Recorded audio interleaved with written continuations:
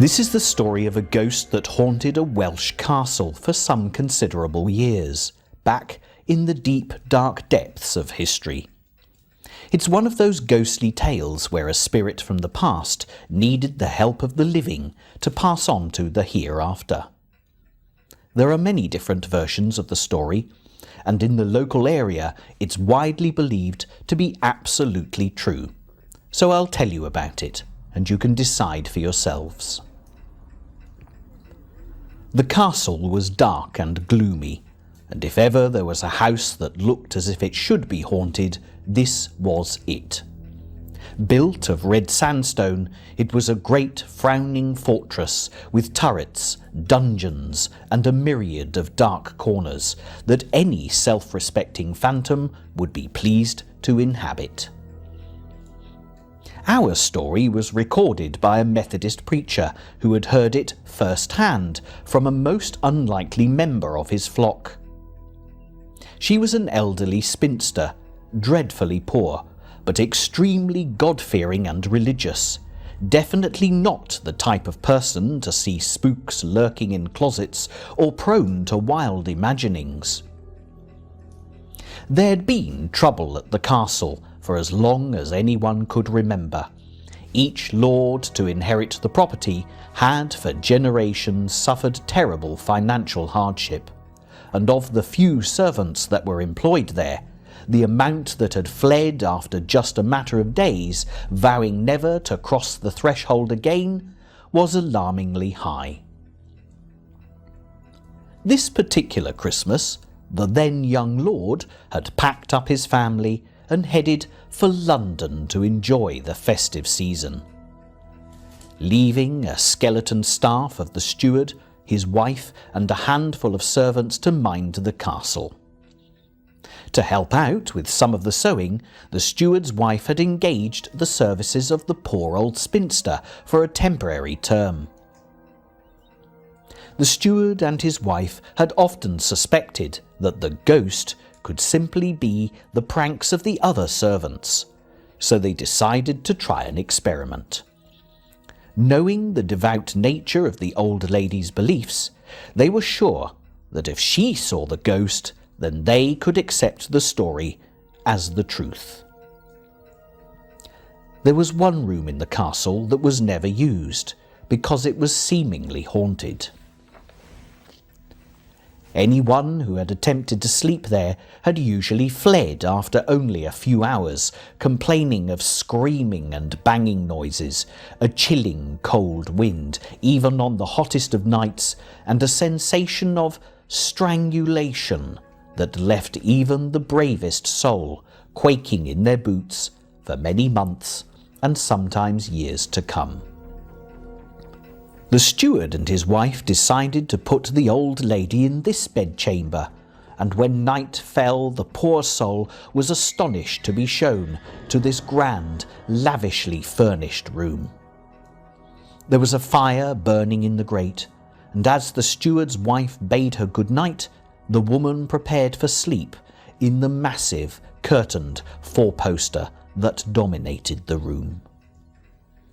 After saying her prayers, she climbed into bed, and by the light of a flickering candle, started to read a few verses from her Bible. When she heard the door open, at first she was not alarmed, and as she pulled open the heavy brocade curtains, she expected to see the steward's wife returned for some reason.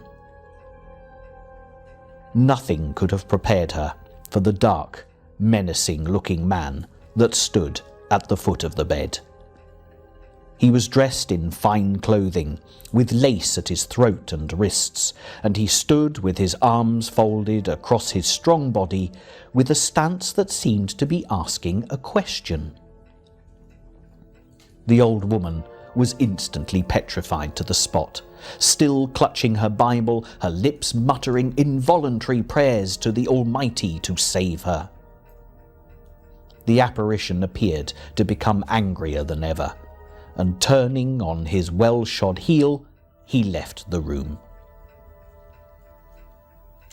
The good woman took a deep breath, and realizing that the man was obviously a ghost, fell to her knees by the bedside to pray for strength. She resolved to speak to the man should he return, because although she was terrified, she knew in her heart that he had something to say. It was only a matter of moments before he reappeared. "Sir," she cried, "pray who are you, and what do you want?" The ghost pointed. "Take up thy candle and follow me. I'll tell you what to do." Still terrified, the woman did as she was told, and the ghost led her out of the room and along a boarded passageway until they reached a small door, which the ghost opened. "Go inside," said the ghost. But seeing the fear on the poor woman's face, he added in a softer tone, "I'll not hurt you. I need your help. Watch me carefully." With this, he started to pull up the floorboards, revealing a large box with a rusty iron handle. He said, "Do you see the box?" And the old woman replied that she did. He then called her over to a crevice in the wall where a small key lay covered in dust and cobwebs. "This box and the key must be sent to his lordship in London. It is of the utmost urgency.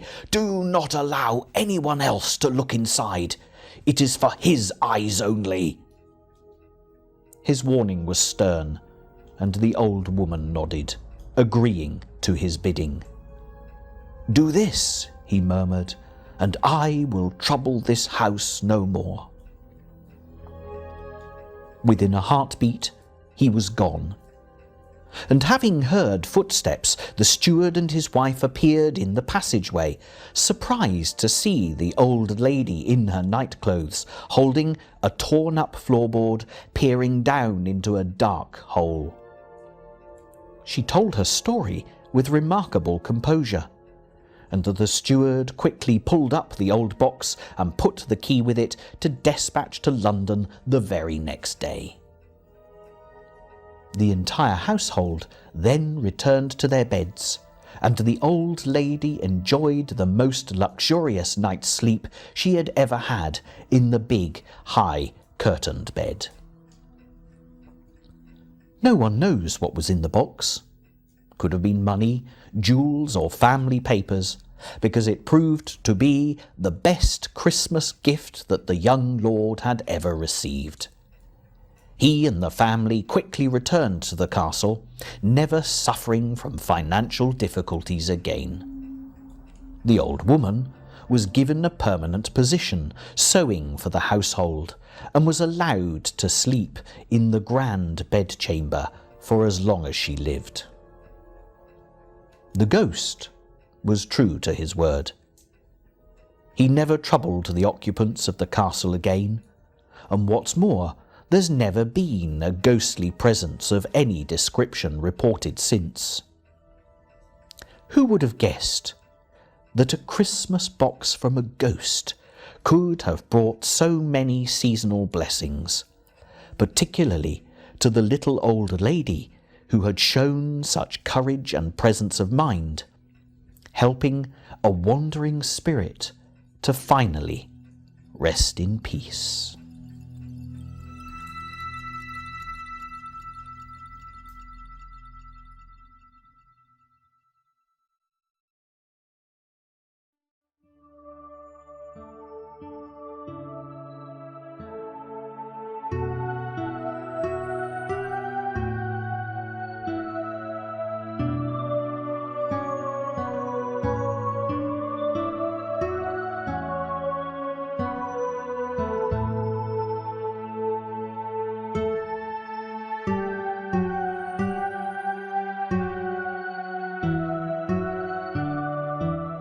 What could be more traditional at Christmas time than a nativity scene, complete with shepherds, wise men, a heavenly host, lowing cattle, donkeys, sheep, Mary and Joseph, and of course the baby Jesus in a manger. Even in an ever-changing multicultural society, celebrating the birth of Christ is a vital part of modern Christmas festivities, and perhaps the truest reminder of this being a time of peace on earth and goodwill to all men.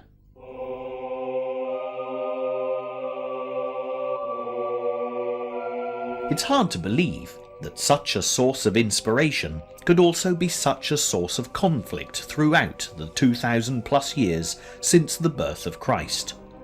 But it's a sad, sad fact that more wars have been fought over religion than anyone can actually remember, and there are still times, even today, when just being of a particular faith can mean the difference between living and dying. Welcome to Harvington Hall, a seemingly beautiful and tranquil Elizabethan manor house in the heart of the English countryside. But ask anyone in the local area about the hall, and the first thing that they'll all mention is the ghosts. Question further, and no one will be able to tell you who the ghosts are or name a specific spectral incident, but the certainty of their existence is unquestioned. Step inside, and it's immediately evident that this is no ordinary house. It's steeped in mystery and full of priest holes from a time when being a Catholic was high treason and the penalty was death.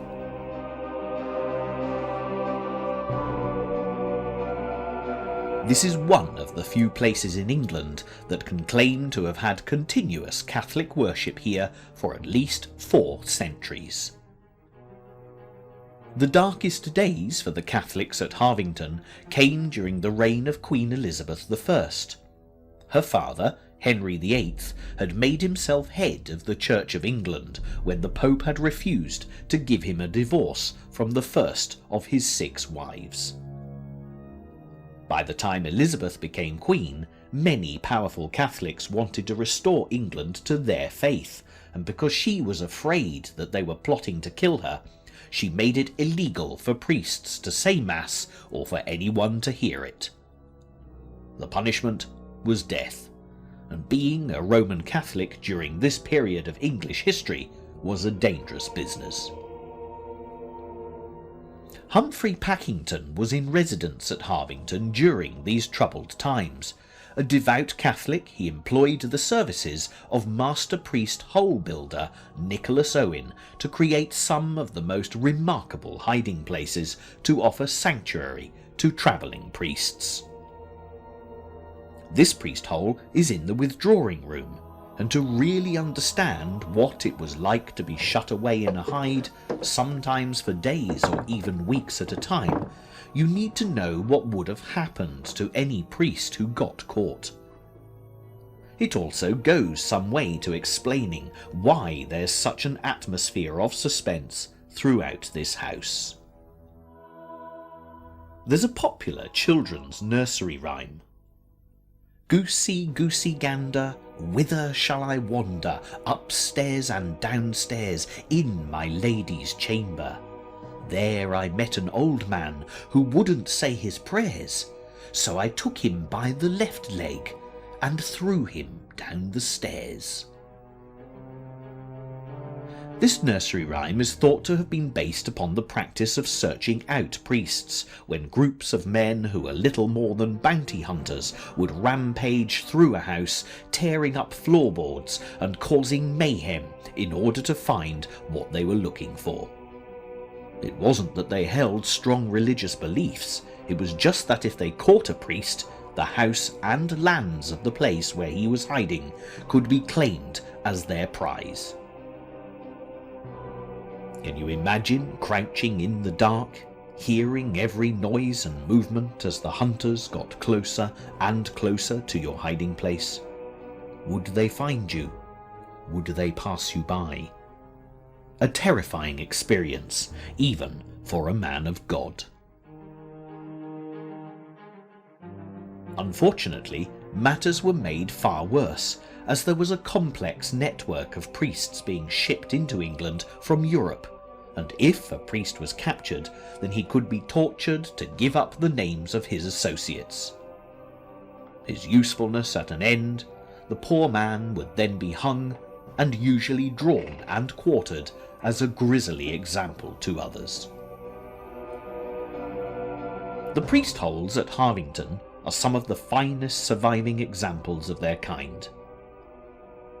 This room is known as Dr. Dodd's Library, named after the 18th century priest, also an accomplished historian who spent many years working at Harvington. If you look for loose floorboards, you'll be looking in completely the wrong place. There's a raised platform that used to be panelled and lined with books. A closer look at one of the timbers will reveal a secret hiding place disguised most effectively. The skilled engineering required to make the beam pivot no doubt saved the lives of many priests. The only priests we actually know about are the ones who got caught.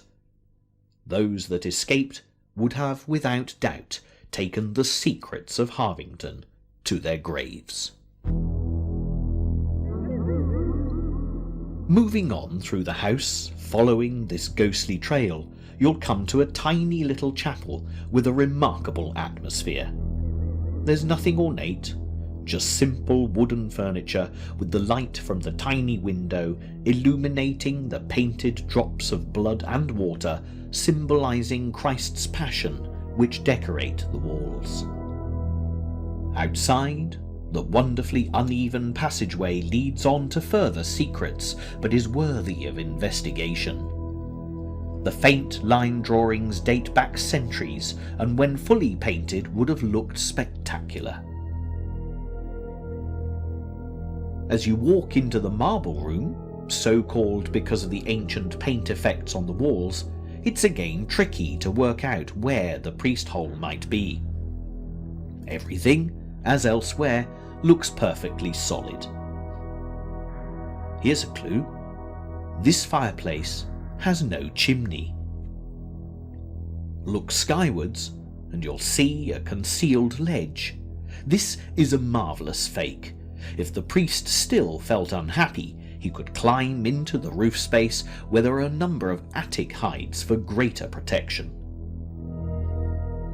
It would be difficult to move through any space in this house without feeling that someone is there with you. Never more true than when you walk up and down the staircase, and it's not only because of creaking floorboards.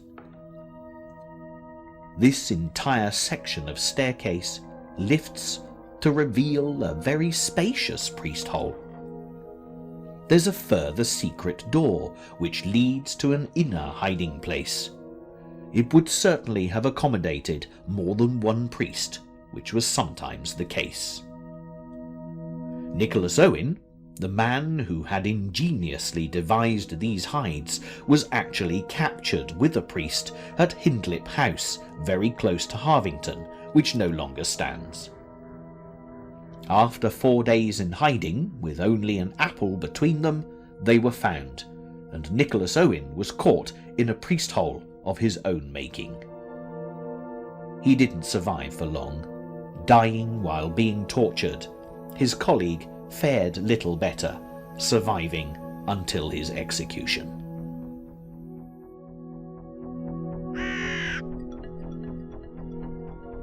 Walking out of the house after our ghostly tour of Harvington Hall, the beautiful gardens feel remarkably peaceful.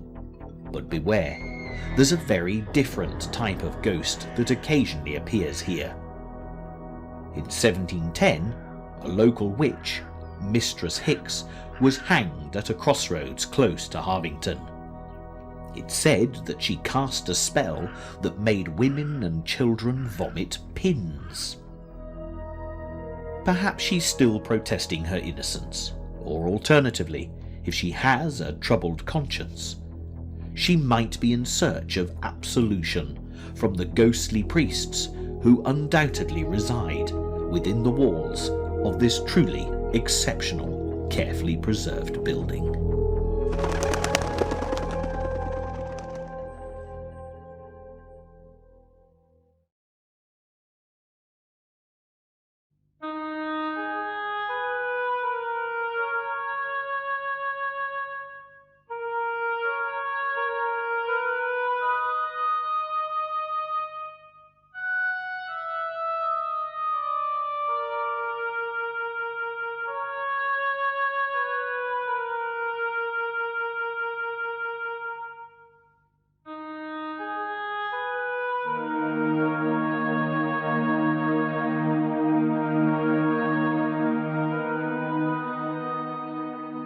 There is no author more associated with Christmas than Charles Dickens. Whether it be his evocative descriptions of families and friends gathered around the glowing fire to celebrate the seasonal festivities, or his great ghostly Christmas carol, where timeless spirits teach a mean old miser the true meaning of Christmas. The story of Ebenezer Scrooge proved to be incredibly popular, and Dickens began a tradition of publishing a ghost story each Christmas. The tales tend not to be as well known as his major works, but The Haunted Man and Number 1 Branch Line The Signalman are well worth looking out for, and of course, where Dickens led, others followed, with many of his contemporaries also writing Christmas ghost stories which the Victorians were very partial to. Not surprising then that stories of the ghost of Charles Dickens have grown over the years, but in quite unexpected places. Rather than walking the lofty streets of London or amongst the hushed worshippers at Westminster Abbey where he's actually buried, his spirit seems to prefer the ancient Medway town of Rochester and the surrounding area where Dickens lived for much of his life. In his later years, Dickens was rich and successful, arguably the most successful English writer of all time. But he never forgot what it had been like to be poor, especially as a child, and some of his greatest works, including David Copperfield and Great Expectations, contain a bleak picture of his early life. The fact that he wrote about his personal experiences makes it possible to track down many of the actual locations that inspired him, and for anyone on the trail of Charles Dickens' ghost, a closer look at the events that marked the great author's childhood will prove to be very revealing. When Charles Dickens was 5 years old, his father found work in the Navy Pay Office at the Royal Dockyard at Chatham. The family moved into what was then number 2 Ordnance Terrace, where they spent 5 relatively happy years. Next door, Charles had a great friend who is thought to have been the model for James Steerforth in David Copperfield, and many of his larger-than-life characters can be traced back to this time. The Dickens family lived constantly on the verge of financial ruin and were forced to move to the more frugal 18 St Mary's Place, Chatham, in 1821. Although they struggled on for a few more years, with Charles at least getting a little schooling, disaster struck in 1824. Charles's father was arrested for debt and sent to the Marshalsea, a notorious debtor's prison, with Mrs. Dickens and the children going with him. Charles was sent to work at a blacking factory, and the humiliation and despair that he felt even at such a young age was a memory that was never to leave him. The story is well told in David Copperfield, with his wonderful character Mr. Micawber, based fondly upon Dickens's own financially embarrassed father, giving these very wise words of advice. Annual income, £20. Annual expenditure, 19, 19 and 6. Result, happiness. Annual income, £20. Annual expenditure, £20 ought and 6. Result, misery! What happened next was truly the stuff of storybooks. A timely legacy came to the rescue of the Dickens family. His father was able to leave prison, and Charles was able to return to his studies at a school in Hampstead. For young Charles Dickens, fortune had indeed smiled, and the streets of London quickly proved to be paved with gold. At the age of 15, he became a junior clerk in a solicitor's office, spending a brief time there before turning to journalism, although legal matters were to provide popular themes for many of his novels. He soon progressed, and as a successful writer, married Catherine Hogarth in 1836, returning to the Rochester area for his honeymoon. It was the year that the Pickwick Papers first appeared, and his fortunes rapidly improved yet again. Oliver Twist and Nicholas Nickleby quickly followed, with A Christmas Carol published in 1843. And by 1850, Dickens had reached the height of his literary fame, with the publication of his own favourite, David Copperfield. Dickens never actually claimed this to be his greatest novel, but he did say that it was the one that he liked best. As a child, Charles Dickens had been fascinated by a house that he loved to walk past high up on Higham Hill. It was close to Rochester, and he and his father would stop outside Gad's Hill Place and dream of what life would be like in such a grand house, with plenty of money and servants to do your every bidding.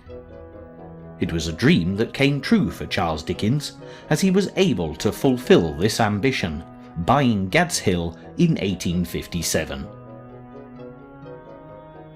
A friend gave him a Swiss chalet which he put up in the grounds, and it was where Dickens liked to work.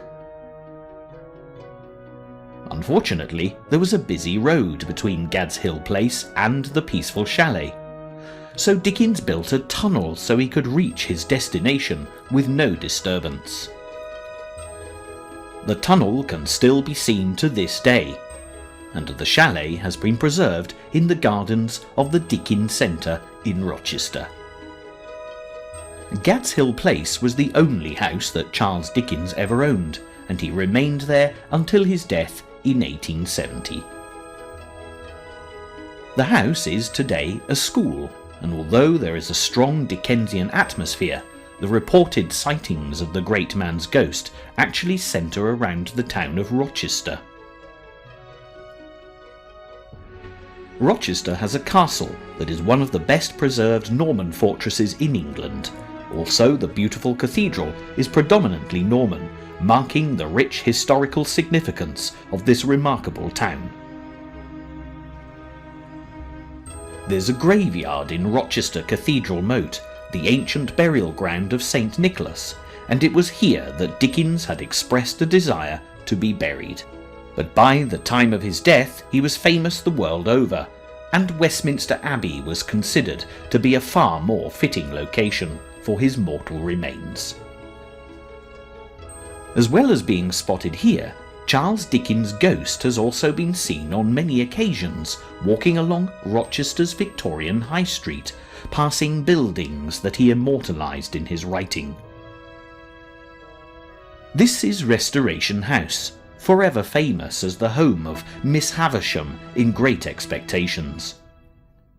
Before Dickens wrote about the house, it was best known as the place where Charles II stayed on his way back to London from exile in France, to be restored to the English throne as king, explaining why the house still bears its unusual name. The Royal Victoria is a coaching inn over 400 years old. Previously known as the Bull, but renamed after the then future Queen Victoria stayed here in 1836. Dickens featured this inn as the Bull in the Pickwick Papers, and changed its name to the Blue Boar in Great Expectations. Another interesting building is the Corn Exchange, dating back to the 17th century. It has a wonderful moon-faced clock featured in a less well-known work of Dickens, The Uncommercial Traveller. Chertsey's Gate is featured in the novel that Dickens was working on at the time of his death, as were the charming 18th century houses of Minor Canon Row. The book was a mystery concerning the disappearance of Edwin Drood, and there have been many attempts by various authors since to complete the novel. On the very day that Charles Dickens died, quite suddenly from a stroke, he was seen staring through the gates of Restoration House, perhaps looking for inspiration yet again to finish The Mysteries of Edwin Drood. Who can guess what Dickens had in store for Edwin Drood? The character had disappeared, and was presumed murdered when the story was left unfinished. Undoubtedly there would have been an ingenious twist in the tale, but one thing's for certain, unless his ghost ever decides to speak, nobody will ever know.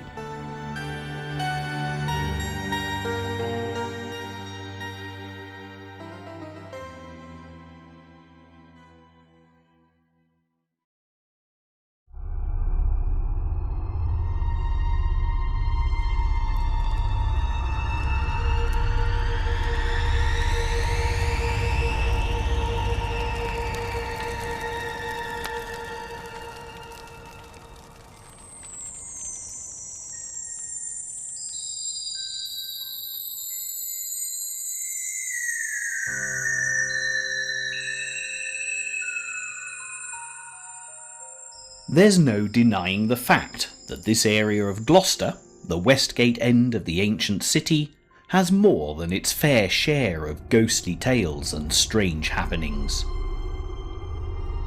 Many of the tall, narrow buildings, now predominantly shops and offices, claim the presence of ghosts and poltergeists.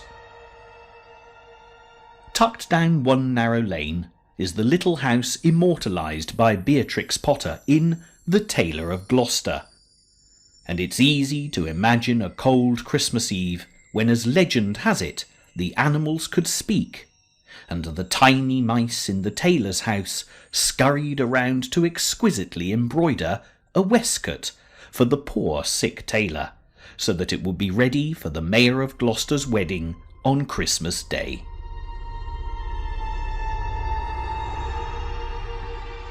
This beautiful old church, just off Westgate Street, St Mary de Lode, also has a Christmas tale to tell. Many centuries ago, the priest who looked after the church set out on a pilgrimage to Rome, but promised faithfully that he would return to his congregation to celebrate Mass on Christmas Eve. Sadly, he was shipwrecked and perished. But on Christmas Eve, a gale swept through the church, returning the ghost of the priest to keep his word. For many years, his restless form was often seen in the church, particularly at Christmas time.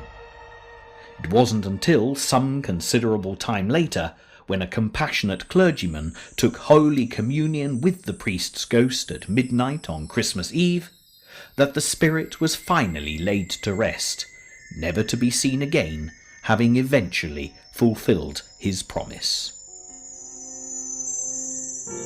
Behind the church is St Mary's Square, and the imposing monument to Bishop John Hooper, burned at the stake, a martyr to his religious beliefs in the reign of Queen Mary, daughter of King Henry VIII. It's said that because he was prevented from preaching a final sermon, he prayed out loud continually throughout his ordeal, his courage and strength amazing the large crowd that had gathered to see the spectacle. There's an eerie feeling here that is hard to explain, and even without the presence of a ghost, the atmosphere that lingers is decidedly haunting. Our next port of call is often still referred to as Bishop Hooper's Lodgings, a timber-framed Tudor building dating back to the beginning of the 16th century. These black and white houses have had many uses over the years, ranging from the manufacture of various products through to being a fishmonger's and an undertaker's. Now appropriately the city's folk museum, it houses some remarkable exhibits and a fascinating collection of ghost stories to thrill those who come to visit. As you enter the museum and start to climb the creaking stairs, there's a distinct feeling of travelling back in time, and when you finally reach the top of the building, you'll find yourself transported to a period of history when children laboured in garrets for pennies to put even more money into rich men's pockets. This is where pins were made, an industry that had been established in Gloucester since the 14th century. This property was customised for the purpose when a pin maker named John Tilsey was granted the house by the mayor of the city along with £200 and 30 boys in 1626. The work was well suited to the small hands of children, and of course the wages could be kept to a minimum. Pins were made from locally available coiled brass, which was straightened and cut into short lengths to be sharpened at one end. The pin heads were twisted like a spring, and after heating in a furnace which still dominates the room today, were plunged red-hot, steaming and spitting into cold water. A heavy pedal-driven ram would then attach the head to the shank, after which the pins were cleaned, tinned and polished before being stuck into papers for sale. The children were often very young, trooping up the rickety stairs at daybreak to work until dark in what must have been a very claustrophobic environment. The skylights were added to help the children see better and work more efficiently, not to make their lives more comfortable. If they became tired and slow, the foreman would scold and often strike the child to make them work faster. At least the warmth from the furnace in winter was a blessing, for many children died of disease and malnutrition. And as you stand high up among the rafters, you can't help feeling that at least a few youngsters must have died in this very room, struggling to keep working to help provide extra income for their families. The only trace of their passing can be seen if you look very carefully down between the floorboards. Shiny pinheads are still lodged there, a constant memorial to the pin factory children. This ghost story happened quite recently in the museum when a custodian arrived to open up as usual.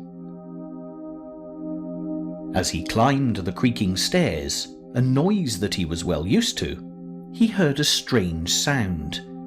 It was as if a heavy wheel was turning.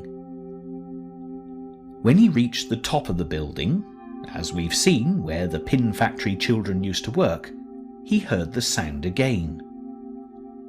It appeared to be coming from the neighbouring section, featuring agricultural equipment. As he moved into the room, his attention was immediately drawn to a huge wheel, normally locked solid, turning of its own accord. It turned firstly to the left 3 times, and then equally deliberately to the right 3 times. He couldn't believe his eyes. He desperately tried to come up with a logical explanation, but nothing sprang to mind. What he was witnessing was impossible. The wheel was far too heavy to move by itself.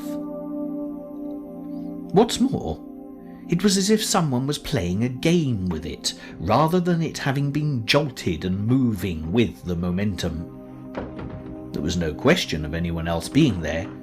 It was early, and he knew he was completely alone. Shaking with fear, he ran down the stairs, taking some time to recover from the experience. Perhaps the workers of the past were playing tricks upon the workers of the present, because this is not the only incident of this kind. All of the things that happen are more mischievous than malevolent, which is probably what you'd expect from the ghosts of the pin factory children, who were never given the chance to play when they laboured such long hours here so many years ago. The children are not the only ghosts to inhabit the building, though.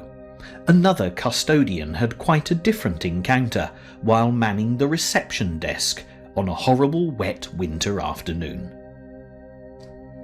Hearing the clatter of someone running down the narrow flights of stairs, he was alarmed to see a lady visitor trying to make a very speedy exit from the building, coat and umbrella flying in all directions.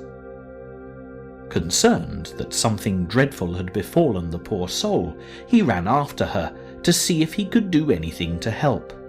As she gasped to get her breath back, she told him that she'd seen a ghost, a man dressed as a woman. Despite his pleas for more details, the lady ran off into the dusky evening, and the young man was left wondering if the ghost might have been a monk.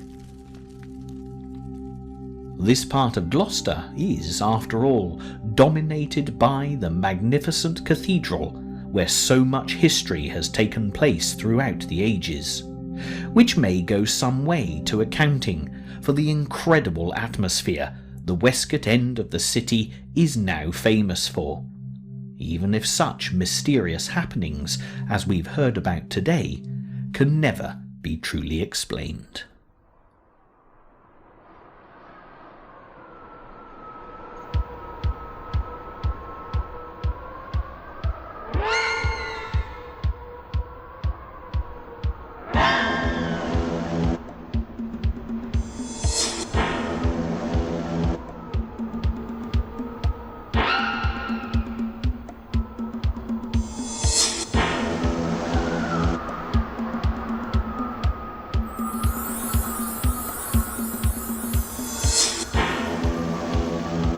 For the majority of people, when you mention ghosts, their first thought is of a haunted house.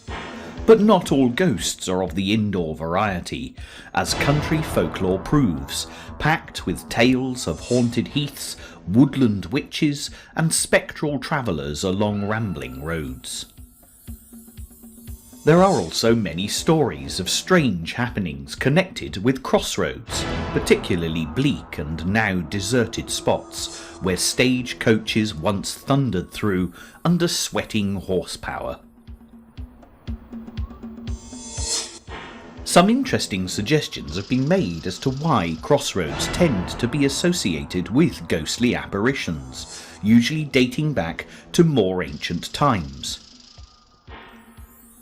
It was the practice of many rural communities to bury murderers, witches and people who had committed suicide at crossroads, thrusting a wooden stake through the body to prevent any spirits from wandering. However, the more likely explanation, and certainly the reason behind the ghostly tales we're about to look at, is the fact that crossroads were often places of execution. Notorious highwaymen and other miscreants were hung from crossroads gallows and gibbets to discourage others from such criminal activities, and to this day it is only the brave that ever stop at these crossroads after nightfall. It's been many years since anyone was executed at this crossroads, a no-man's land where cattle tracks met stagecoach routes centuries ago. Now a quiet country road, there still remains a sinister atmosphere, completely justified if the local ghost stories are to be believed. Hidden away, down in these woods, there used to stand a stone cottage where a hangman once lived with his son. The hangman's tragic ghost has often been reported wandering through the woods and up to the crossroads, a route that he would have taken almost nightly to carry out his gruesome trade. This story has been handed down through generations of country folk and has no doubt been used on occasion as a stern warning to any wayward youngster. It was a wet, windy winter's night, just a few days before Christmas. The clouds were thick and black, obscuring the watery moon, blanketing the woods in darkness. A knock came at the hangman's door as two lawmen delivered up a squirming, shivering youth to hanging. Swiftly the hangman set about his task, leading the short walk to the gallows. Familiar with his work, the hangman regularly used no lantern, giving anonymity to his condemned culprits. It was only when his work was complete that he looked up at the lifeless corpse hanging from the noose as a ray of moonlight illuminated the scene through a chink in a passing cloud. The hangman said nothing, as he instantly recognized the dead, twisted gaze of his own son, until then concealed by the black of the night. Without a word to his companions, he returned to his cottage, drove a huge hook into a wall, and hung himself. From that day forward, no one would ever live in the cottage again, and it gradually fell into rack and ruin, leaving the sad spirit of the hangman to walk through the woods and over the crossroads for all eternity. If you were to come here on New Year's Eve, however, it would be a very different apparition that might cross your path. There was once a terrible stagecoach accident here, and the ghostly form of a phantom silver-grey coach and horses has been reported charging past the crossroads on the stroke of midnight. The noise is, by every account, blood-curdling, as harnesses snap, passengers scream, and horses cry out in terror as they hurtle to their deaths. Incidentally, the tales of this ghostly experience are always second-hand, because legend has it that anyone who sees the coach and dares to speak of it will be forever cursed. Who knows whether there is any truth in the story, but one thing's for certain: there are few people who would choose to miss out on New Year's Eve festivities, to stand shivering upon this bleak stretch of heathland to wait for a phantom coach to arrive. This next crossroads is again set high upon risen ground, where a number of roads meet, which centuries ago made it an ideal location for gallows and gibbets to serve as a deterrent. It was the place of execution for Tom Long, a famous highwayman whose cries of "Stand and deliver!" terrorized the travellers of this area for a considerable period of time. In recent years, a family were picnicking close by, as this has now become a very popular local beauty spot. As the children were busily enjoying their picnic tea, their mother looked around to see the figure of a highwayman sat astride a huge horse, staring down at her in a menacing fashion. Concerned for the safety of her children, she turned back, ready to protect them, but they were oblivious to any danger, having seen nothing, and as she glanced back over her shoulder, the vision had disappeared. This could well have been the ghost of Tom Long, who not only materialises here, at the place where he is said to have died, but also along many of the roads that proved so lucrative during his lifetime. Stories of highwaymen always prove popular, full of romance, fueling the modern-day imagination, and perhaps this accounts for the endurance of the legend of Tom Long, which has become so much a part of regional folk history, encouraged by each new generation of storyteller, making this a ghostly tale that will never be allowed to die.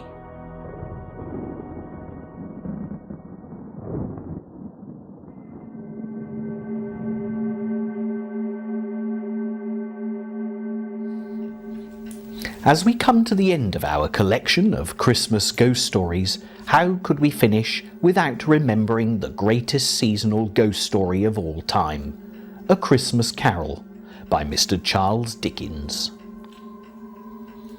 Ebenezer Scrooge was a mean old miser who thought that Christmas was nothing but humbug. "If I could work my will," said Scrooge indignantly, "every idiot who goes about with Merry Christmas on his lips should be boiled with his own pudding and buried with a stake of holly through his heart, he should." This is not a good start to the Christmas festivities, particularly for Scrooge's poor clerk, Bob Cratchit, who has a wife and family he would like to be with on Christmas Day. He also has a crippled son, Tiny Tim, who is very ill and might not live to see another Christmas. When Scrooge is alone in his bed, he's visited by the ghost of his dead business partner, Jacob Marley, who is wrapped in chains, weighed down with his burdens. The chain he drew was clasped around his middle. It was long and wound about him like a tail, and it was made, for Scrooge observed it closely, of cash boxes, keys, padlocks, ledgers, deeds, and heavy purses wrought in steel. Marley had come to warn Scrooge that if he didn't change his ways, he would end up in the same predicament. 3 spirits then visit Scrooge, the ghosts of Christmas past, present, and future, who show him what he must do to save himself and others around him. The first spirit appeared like a child, dressed in white, carrying fresh green holly. "Who and what are you?" Scrooge demanded. "I am the ghost of Christmas past." "Long past?" inquired Scrooge, observant of its dwarfish stature. "No, your past." The ghost takes Scrooge back to when he was a boy and reminds him of how he lost out on love. "Spirit," said Scrooge in a broken voice, "remove me from this place." "I told you these were shadows of the things that have been," said the ghost, "that they are what they are. Do not blame me." "Remove me!" Scrooge exclaimed. "I cannot bear it." The second ghost is the spirit of Christmas present, who takes Scrooge to see Christmas at Bob Cratchit's house, where Tiny Tim is failing fast. He sat very close to his father's side, upon his little stool. Bob held his withered little hand in his, as if he loved the child, and wished to keep him by his side, and dreaded that he might be taken from him. "Spirit," said Scrooge with an interest he had never felt before, "tell me if Tiny Tim will live." "I see a vacant seat," replied the ghost, "in the poor chimney corner, and a crutch without an owner, carefully preserved. If these shadows remain unaltered by the future, the child will die." "No, no," said Scrooge. "Oh, no, kind spirit, say he'll be spared." A definite change of heart for Mr. Ebenezer Scrooge, and by the time the ghost of Christmas yet to come arrived to take Scrooge to see his own grave, the old miser is resolved to change his ways. He immediately sets out to make amends to all, and especially to his faithful servant Bob Cratchit, hoping against hope that he will be in time to save Tiny Tim. "A Merry Christmas, Bob!" said Scrooge with an earnestness that could not be mistaken, as he clapped him on the back. "A merrier Christmas, Bob, my good fellow, than I have given you for many a year. I'll raise your salary, and endeavour to assist your struggling family." Scrooge was better than his word. He did it all, and infinitely more. And to Tiny Tim, who did not die, he was a second father. He became as good a friend, as good a master, and as good a man as the good old city knew, or any other good old city, town, or borough in the good old world. He had no further intercourse with spirits, but lived upon the total abstinence principle ever afterwards. And it was always said of him that he knew how to keep Christmas well, if any man alive possessed the knowledge. May that be truly said of us, and all of us. And so, as Tiny Tim observed, God bless us, everyone.